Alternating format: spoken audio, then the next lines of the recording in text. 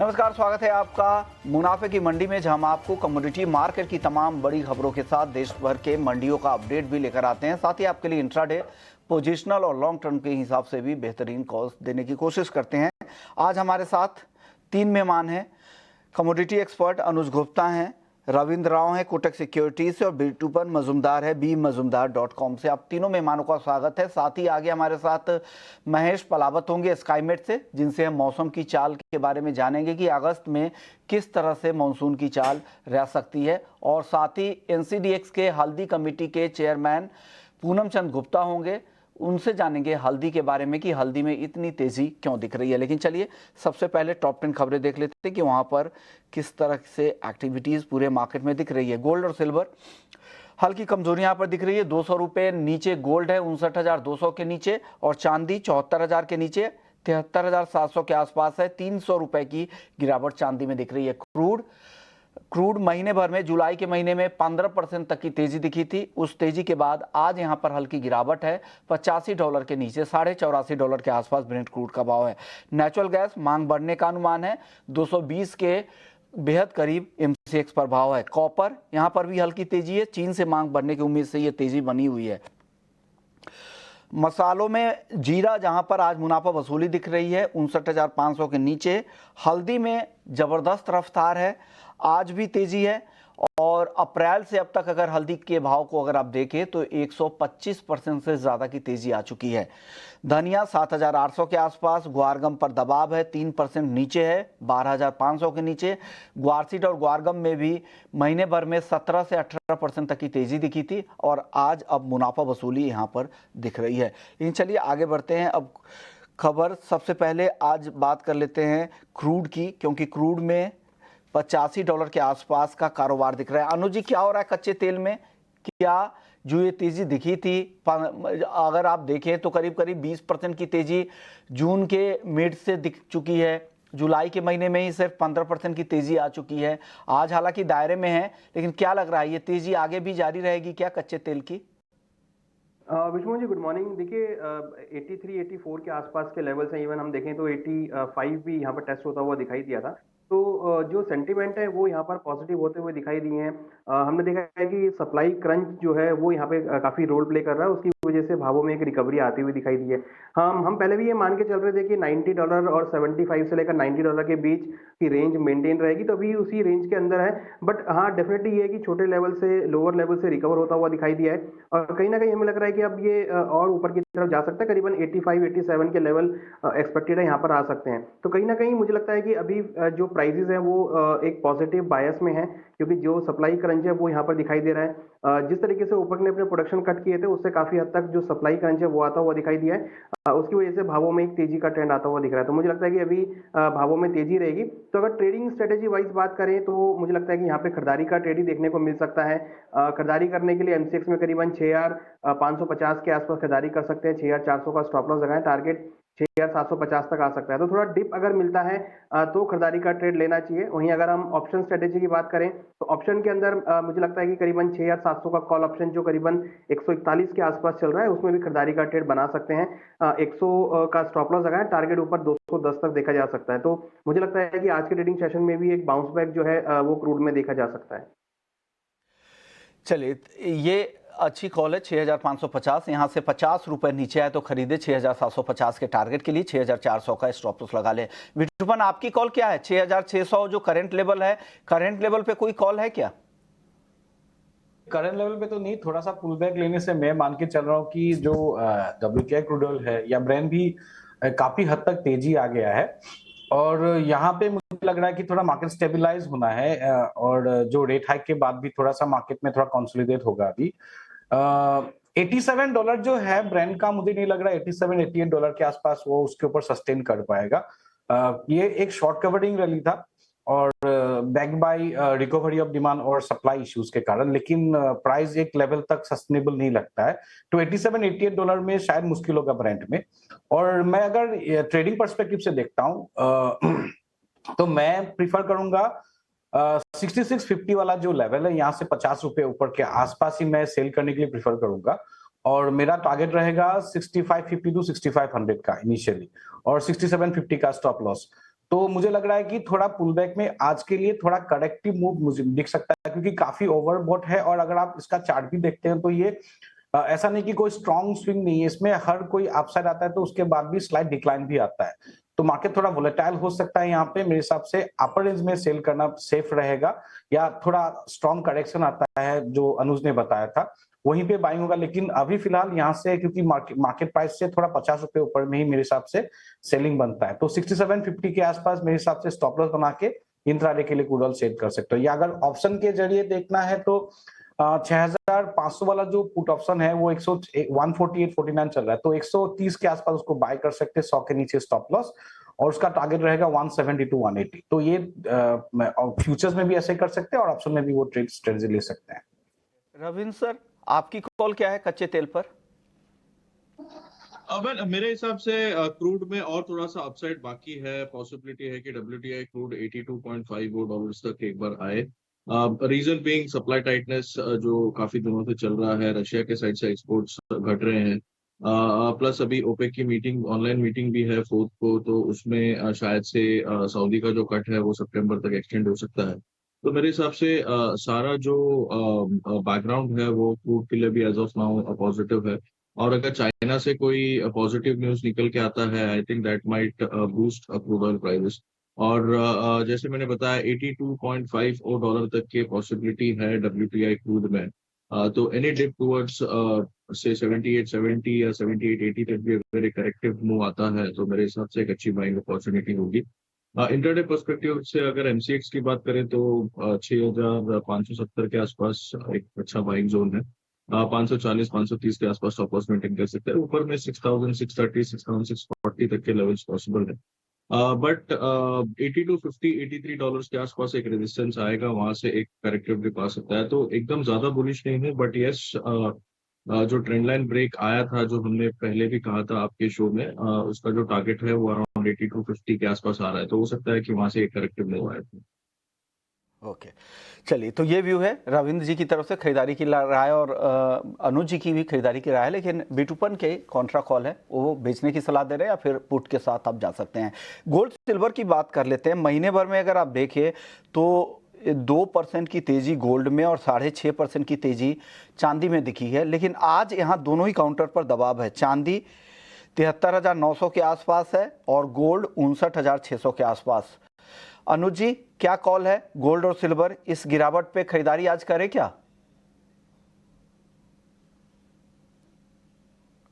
Friday को data आते हुए देखे थे, उससे हमने देखा कि डॉलर इंडेक्स में कुछ गिरावट देखने को मिली। मुझे लगता है कि बाय ऑन डिप्स की स्ट्रेटेजी रहना चाहिए। इंटरनेशनली देखें तो 1950 के ऊपर सस्टेन कर रहा है। फ्राइडे को एक अच्छी रिकवरी हमने लोअर लेवल से देखी थी, तो यहाँ पर मैं बाय ऑन डिप्स की स्ट्रेटेजी देना चाहूंगा। मुझे लगता है कि गोल्ड में करीबन 59,500 के आसपास के लेवल्स मिले तो खरीदारी करना चाहिए। 59,250 का स्टॉप लॉस लगाएं, टारगेट 59,900 तक आ सकता है। हालांकि 60,000 एक छोटा सा रेजिस्टेंस है, जो कि मुझे लगता है कि थोड़ा रेजिस्टेंस के तौर पर फेस करेगा 1970 डॉलर के आसपास में। तो फिलहाल अभी जो ट्रेंड बना है वो तो काफी साइडवेज है। ऊपर अगर हम देखें तो 60,000 एक रेजिस्टेंस के तौर पर है और नीचे में करीबन 59,400 एक अच्छा सपोर्ट है। तो इस रेंज में मुझे लगता है कि मार्केट मूव करता हुआ दिखाई देगा और इसी रेंज में मुझे लगता है कि प्ले करना चाहिए। जिस तरीके से डॉलर इंडेक्स हायर लेवल से नीचे आया तो एक बाउंस बैक एक्सपेक्टेड है, जो कि 59,500 के आसपास तक आ सकता है। तो अगर गोल्ड 100 से 150 रुपए करेक्ट होता है तो खरीदारी का ट्रेड लेना चाहिए। तो गोल्ड खरीदारी की सलाह 59,900 के टारगेट। रविंद्र जी, आपकी कॉल क्या है गोल्ड में? आप भी खरीदारी के साथ ही जाएंगे? विश्वमोहन जी, मेरे हिसाब से गोल्ड अभी भी एक रेंज है। जैसे पिछले वीक में मैंने कहा था कि जब तक कि 1984-85 का जो रेजिस्टेंस है वो जब तक ब्रीच नहीं होता तब तक 1940 से लेकर 1985 का रेंज कंटिन्यू रहेगा। और 1984 ये ब्रीच नहीं कर पाया, मल्टीपल टाइम रेजिस्टेंस टेस्ट किया है, बट वहां से हमने एक फॉल देखा है। लेकिन लोअर साइड में मुझे नहीं लगता है कि 1930 के नीचे ये सस्टेन करेगा। तो मेरे हिसाब से 1940-45 के आसपास आता है तो एक अच्छा बाइंग बनता है। बट यहाँ पे मुझे लगता है कि इंट्राडे पर्सपेक्टिव से भी हो सकता है कि थोड़ा बहुत इसमें सेलिंग रहे। और ये वीक में काफी सारे डेटा से, पिछले वीक में हमने देखा था कि FOMC मीट के बाद एक पॉजिटिव मोमेंटम दिखा था, लेकिन जैसे ही US GDP डेटा आया जो कि थोड़ा सा पॉजिटिव आया एज अगेंस्ट एक्सपेक्टेशन, हमने एक शार्प फॉल देखा गोल्ड सिल्वर दोनों में ही। तो मेरे हिसाब से ये प्योरली अभी डेटा डिपेंडेंट हुआ है। जो फेड ने भी रिएटरेट किया है कि वो आगे का जो स्टांस है वो डेटा देख के करेंगे, तो that makes the data very very important. इस वीक में we have lot of data from the US, labour market data है, आईएसएम मैन्युफैक्चरिंग डेटा है, बैंक ऑफ इंग्लैंड का मॉनेटरी पॉलिसी डिसीजन है। तो मेरे हिसाब से डेटा तक हो सकता है कि वॉलेटिलिटी थोड़ी बहुत कम रहे, लेकिन डेटा के बाद हम इसमें शार्प वॉलेटिलिटी देख सकते हैं। तब तक के लिए हो सकता है कि बायस थोड़ा सा डाउनसाइड रहे। मुझे लगता है 59,100 59,000 अभी भी एक सपोर्ट है। जब तक कि उसके नीचे जाता नहीं तब तक मार्केट वो लेवल पे सपोर्टेड रहेगा। एंड अपसाइड में 59,800 से 59,900 का एक रेजिस्टेंस बना रहेगा। तो मेरे हिसाब से इंट्राडे पर्सपेक्टिव से 150-200 रुपए के लिए बेच सकते हैं, बट लोअर लेवल्स में इसमें फिर से खरीदारी आ सकती है। बट शॉर्ट टर्म पर्सपेक्टिव से आई थिंक 1940 से 1984-85 का रेंज रहेगा। जब तक ये रेंज नहीं निकलता तब तक आई थिंक कंसोलिडेशन कंटिन्यू रह सकता है। तो ये सलाह है 59,300 पे बेचने की, 59,100 एक रेंज में है, तो रेंज में ही आपको ट्रेड करना है, ऊपर में आपको यहाँ पर बेचना चाहिए। आप क्या सलाह देंगे बीटूपन गोल्ड सिल्वर में आज? देखिए, गोल्ड सिल्वर ऐसे देखने से ओवरऑल लॉन्ग टर्म पर्सपेक्टिव तो बुलिश है लेकिन आज के हिसाब से देखते हैं तो डॉलर इंडेक्स में थोड़ा पुल बैक है, और जिस तरह से चार्ट फॉर्मेशन है, एक क्लोजिंग के बाद एक इनसाइड जैसा ट्रेड हो रहा है, तो जो रविंद्र जी ने बताया था कि थोड़ा करेक्ट कर सकता है मार्केट, बहुत बड़ा सेलिंग नहीं होने से भी छोटा मोटा एक करेक्शन आ सकता है। मैं एक्सपेक्ट कर रहा हूँ कि ये एमसीएक्स का जो लेवल है 58,900 तक आ सकता है मार्केट। तो यहाँ से अगर पुल बैक मिलता है 59,300 के आसपास, तो स्टॉप लॉस मेंटेन करना पड़ेगा 59,600 के आसपास। तो वहां पे 59,300 के आसपास एक बार सेल ले सकते हैं। देखिए, एक चीज है कि मार्केट हो सकता है बुलिश, लेकिन क्या होता है ना, बहुत लोग ट्रेड करते हैं इंट्राडे पर्सपेक्टिव से। तो अगर प्योर इंट्राडे में करना है तो स्ट्रिक्ट स्टॉप लॉस के साथ कीजिएगा, लेकिन जो होल्डिंग पर्सपेक्टिव से देखते हैं तो उनको प्रेफरेबली कोई भी डिक्लाइन आता है तो उनको बाय करना है। लेकिन आज के लिए फिर अगर ट्रेड करना है तो स्ट्रिक्ट स्टॉप लॉस 59,600 और टारगेट 58,900। जुलाई में अगर मानसून की अगर चाल देखें तो सामान्य से 15% ज्यादा बारिश हुई है, और देश भर में 1 जून से 30 जुलाई तक सामान्य से 6% ज्यादा बारिश हुई है। पूर्वी उत्तर पूर्वी भारत में अब तक सबसे कम 25% कम बारिश हुई है, लेकिन उत्तर पश्चिम में सबसे ज्यादा सामान्य से 33% ज्यादा बारिश हुई है। मध्य भारत में 14% ज्यादा, तो दक्षिण में 6% ज्यादा बारिश हुई है। और 6 से 7 अगस्त से मानसून की चाल में धीमेपन की संभावना जताई जा रही है। हमारे साथ है स्काईमेट से महेश पलावा सर। महेश जी, शुक्रिया आपने वक्त निकाला। सर, अगस्त को लेकर आप लोगों का क्या अनुमान है? क्या लग रहा है जो जुलाई की रफ्तार थी उस पर ब्रेक लगने की संभावना है क्या? जी हाँ, अभी देखिए, अब पिछले 2-3 दिनों से आपने देखा होगा कि बारिश की गतिविधियां धीरे धीरे कम हो रही हैं। जो डेली एवरेज था उसका सरप्लस जा रहा था, इसलिए 7% पे आ गया था, अब 6% पे आ गया। अब क्या होगा कि आगे जो 4-5 दिन है वो सामान्य जो डेली का एवरेज है उससे थोड़ी सी कम बारिश रहेगी, और उसके बाद सेकेंड वीक ऑफ अगस्त से हम कह सकते हैं कि बारिश में और ज्यादा कमी आने की संभावना है। अल नीनो का इम्पैक्ट दिखाई देने लग जाएगा, और जो बंगाल की खाड़ी में लगातार लो प्रेशर एरिया बन रहे हैं उन पर भी ब्रेक लग सकता है। लेकिन अगले कह सकते हैं अगले एक सप्ताह तक जो पूर्वी भारत है जहाँ बारिश बहुत कम हो रही थी, पूर्वी उत्तर प्रदेश, बिहार, झारखंड, पश्चिम बंगाल, वहां पर बारिश की गतिविधियां अब अच्छी होने वाली है। जी सर, अगर ये कम होगी तो ओवरऑल अगर पूरे सीजन पे इसका असर होगा क्या? क्या सामान्य से काफी कम बारिश होने का अनुमान है क्या आप लोगों का? अब अभी देखिए, ऑलरेडी बारिश सरप्लस में चल रही है, और डेली का एवरेज कम से कम 9 मिलीमीटर का बारिश का है, और अगर वो 7 या 8 मिलीमीटर या 6 मिलीमीटर होती है तो वो 1% को कम होने में 2-3 दिन का समय लग जाता है। तो इसीलिए ये जो सरप्लस है इसी को समय मतलब जो हम कह सकते हैं कि अगस्त के मिड में जाकर के ये सरप्लस खत्म हो पाएगा, और उसके बाद अगर थोड़ी बारिश कम भी होती है तो ये हम कह सकते हैं कि जैसे 94-95 के आसपास जो सीजन है वो खत्म होगा परसेंट पे लॉन्ग पीरियड एवरेज के। लेकिन बहुत ज्यादा चिंता वाली बात नहीं है, क्योंकि बीच बीच में वेदर सिस्टम बनते रहेंगे, और बारिश कई इलाकों में इतनी ज्यादा हो गई है, जैसे कि राजस्थान की बात कर रहे हैं, गुजरात की कर रहे हैं, मध्य प्रदेश के पंजाब में, तो इनमें वैसे ही जलाशय भरे हुए हैं और पानी काफी ज्यादा है। तो अगर आगे थोड़ी बहुत बारिश कम भी होती है तो बहुत ज्यादा समस्या नहीं होगी। जी, अब सर, खरीफ फसलों की अगर बात की जाए तो यहाँ पर अब बहुत ज़्यादा चिंता नहीं है। पिछले साल का जो एरिया उसी आसपास में ही एरिया 28 जुलाई तक के जो डेटा है, क्या लग रहा है अब जो मानसून की चाल अगस्त की है उससे क्या खरीफ फसलों पर कुछ असर होगा क्या? ये जो आगे का पानी लगाने की जो समस्या आती है, जब फसल बड़ी होने लग जाती है तो उसमें फिर पानी लगाने की जो समस्या आती है, उसमें थोड़ा सा दिक्कत आ सकती है जो रेन डिपेंडेंट एरिया है, खास करके मध्य प्रदेश हो गया, छत्तीसगढ़ है और कुछ इलाके जो भी हैं गुजरात और राजस्थान के। लेकिन ओवरऑल अगर देखा जाए तो बारिश तो सामान्य से थोड़ा सा कम रहेगी सेकेंड हाफ ऑफ अगस्त से लेकर के सितंबर तक एल नीनो का असर दिखाई देगा। लेकिन जो बीच बीच में हल्के स्पेल होते रहेंगे तो वो सामान्य से थोड़ी कम रहेगी, लेकिन सूखे जैसे हालात नहीं रहेंगे तो बहुत ज्यादा जो दिक्कत है वो खरीफ की फसलों को नहीं दिखाई देगी। जी शुक्रिया पलावा जी, आपने वक्त निकाला हमारे लिए। लेकिन चलिए अब बात कर लेते हैं हल्दी की, क्योंकि हल्दी में ज़बरदस्त रफ्तार दिख रही है और उस पर बात करने के लिए हमारे साथ पूनम चंद गुप्ता जी हैं, हल्दी कमेटी जो एनसीडीएक्स के उसके चेयरमैन भी है और हल्दी के कारोबारी भी है। पूनम जी, क्या हो रहा है हल्दी में? ये तेज़ी थम ही नहीं रही है, 15,000 के ऊपर अब भाव जा चुके हैं। क्या आगे को लेकर क्या अनुमान है सर? तो पिछले हफ्ते जो बरसात अनटाइम बरसात हैवी रेन्स हुई है उससे थोड़ा क्रॉप को 10-15% का फर्क पड़ा है। वो तकरीबन हर पूरे नांदेड़, बसमत, निजामाबाद बेल्ट में काफी अच्छी बरसात हुई है। उससे लोगों का वो सेंटिमेंट तेजी की तरफ जा रहा है और लगता है कि इसमें अभी बाजार रुकेगा नहीं और 500-700 रुपए बढ़ भी सकता है। ओके, और भी बढ़ सकता है। एक लेवल तो आ गया है क्योंकि सामने अगस्त के महीने का कटिंग भी आ रहा है और डिलीवरी भी, एक्सपायरी माल काफी है अगस्त के महीने में, तो वो एक टाइम पे 500-700 रुपए बढ़ के बाजार रुक जाएगा। ओके, 500-700 रुपये और यहाँ से तेजी पूनम जी को लग रही है। शुक्रिया पूनम जी, आपने वक्त निकाला हमारे लिए। अनुज जी, अब टेक्निकली आपको कैसा लग रहा है हल्दी का मार्केट? क्या यहाँ से और तेजी की संभावना दिख रही है आपको? और जीरा और धनिया पे भी बताइएगा, फटाफट से बताइए सर।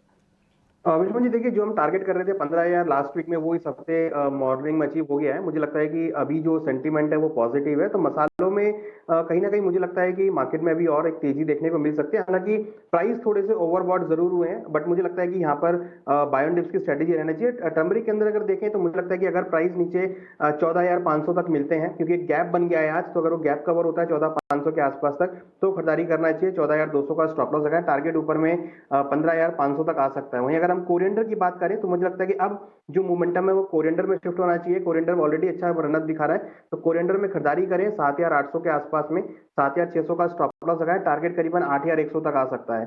और अगर जीरे की बात करें तो जीरा यहाँ पे काफी कंसोलिडेट कर रहा है। नीचे में हम देख रहे हैं 58,000 को काफी अच्छा सपोर्ट ले रहा है और ऊपर में करीबन 62,000 के आसपास एक रेजिस्टेंस, तो करीबन 4,000 पॉइंट का जो रेंज है वो यहाँ पर बन गया। और मुझे लगता है कि इसी रेंज में जो जीरा है वो ट्रेड करता हुआ दिखाई देगा। प्राइस अगर नीचे 58,000 के आसपास मिलते हैं तो खरीदारी का ट्रेड लेना चाहिए। मेटल में रविंद्र जी फटाफट से बताइएगा 10 सेकेंड में कोई टॉपिक आज के लिए। मेटल में मेरे हिसाब से कॉपर और जिंक दोनों ही पॉजिटिव लग रहा है। कॉपर में पॉसिबिलिटी है कि 749-750 तक के लेवल्स दिखे और जिंक में भी आई थिंक 224 तक के लेवल्स पॉसिबल है। तो I think overall base metal pack positive लग रहा है, but topic would be copper and zinc. Second में आप बता दीजिए अपनी कॉल मेटल में। कॉपर में मोमेंटम मुझे लग रहा है 750-752 तक जा सकता है। कोई डिप्स मिलता है 742 के आसपास मेरे हिसाब से बाइंग बनेगा। और जिंक में भी मुझे लग रहा है 225-227 तक मार्केट जा सकता है। तो यहाँ पे इस काउंटर में बायोन डिप्स स्ट्रेटेजी भी बेटर फॉर अ डे। विटपन आपका, अनुज जी आपका, रविंद्र जी आपका, आप लोगों ने वक्त निकाला। वक्त हो गया ब्रेक का। ब्रेक के बाद आपके लिए